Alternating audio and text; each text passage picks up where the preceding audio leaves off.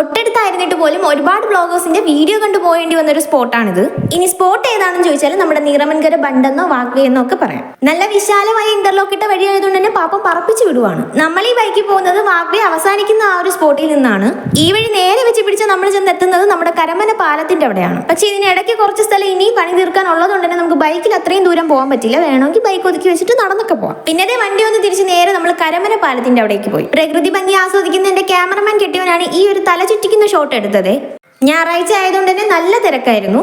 എങ്കിലും ഉള്ള സ്ഥലങ്ങളിൽ അഡ്ജസ്റ്റ് ചെയ്ത് പോയി നിന്ന് വീഡിയോസ് ഒക്കെ എടുക്കാന്ന് വിചാരിച്ചു. അങ്ങനെ വീഡിയോസ് എടുത്തുകൊണ്ടിരിക്കുന്ന സമയത്താണ് ആദപ്പന്റെ സൈസ് ഒപ്പിച്ച ഒരെണ്ണത്തിനെ കണ്ടത്. ഇവന്റെ വെപ്രാളം കണ്ട് ആ കൊച്ചു പേടിച്ച് ജീവനും കൊണ്ടോടി. എന്നാലും വിടൂല എന്ന് പറഞ്ഞ് പുറകെ അവനും ഓടി. അങ്ങനെ ഒരു വിധത്തിൽ അവൻ അവിടെ നിന്ന് മുന്നോട്ട് കൊണ്ടുവന്നിട്ടുണ്ട്. കനകക്കുന്നിലും മ്യൂസിയത്തും ഒക്കെ സെറ്റ് ചെയ്തിരിക്കുന്ന പോലെ തന്നെ ഇന്റർലോക്കിന്റെ അടുത്തായിട്ട് അവരുടെ പുല്ലും ഒക്കെ സെറ്റ് ചെയ്തിട്ടുണ്ട്. അത് മാത്രമല്ല വലിയ വലിയ മരങ്ങൾക്ക് ചുറ്റും നമുക്ക് ഇരിക്കാനുള്ള സംവിധാനങ്ങൾ അവർ ചെയ്തിട്ടുണ്ട്. ഇതിനിടയ്ക്ക് എന്റെ ഗ്രൂപ്പ് വേറെ ഒരെണ്ണത്തിനെ കണ്ടെത്തി. നടന്നിട്ട് വീട്ടിൽ പോകാൻ പോയ കൊച്ചിനെ വീണ്ടും നടക്കാന്ന് പറഞ്ഞ ആദപ്പന്റെ പിടിച്ച് വലിച്ചുകൊണ്ട് പോവാണ്. ലാസ്റ്റ് എല്ലാരും കൂടി ഇടപെട്ടപ്പോൾ ടാറ്റ കൊടുത്തവൻ പിന്മാറി. തൊട്ടടുത്ത് തന്നെ ആറും പച്ചപ്പും ഹരിതാവും എല്ലാം ഉള്ളതുകൊണ്ട് തന്നെ നമുക്ക് ഒറ്റയ്ക്ക് വന്നാൽ പോലും ഇവിടെ ബോർ അടിക്കില്ല. മാനവീയവും കനകക്കുന്നും മ്യൂസിയം ഒക്കെ പോലെ ആൾക്കാർക്ക് ഞായറാഴ്ച ദിവസങ്ങളിലൊക്കെ വന്നിരിക്കാൻ പറ്റിയ ഒരു അടിപൊളി സ്പോട്ടായിരിക്കും ഇത്.